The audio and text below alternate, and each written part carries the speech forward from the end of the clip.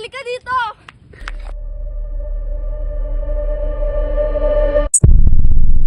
Dami peta, gagawin sana. Uy, may tao dun, pre, oh.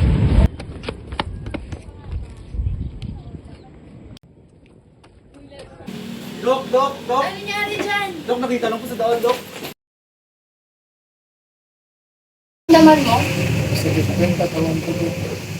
Binugbog ko kasi ako nandito. Saan ka binugbog? Okay, wait. I will just call PO1 Santos to investigate your case. Hello, Mr. PO1 Santos. I need your assistance with Mr.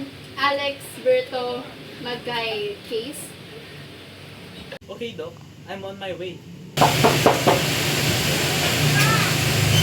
Mr. Santos? Magandang gabi, Doc.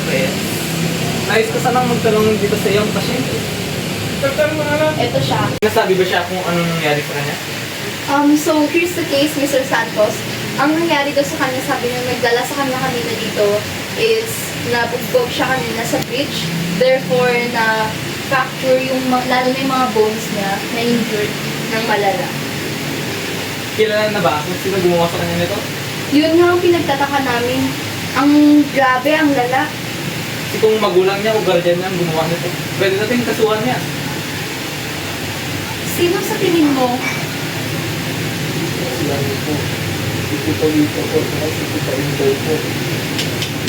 Ako? Naku, Malalang pamilya kaso nga. yan.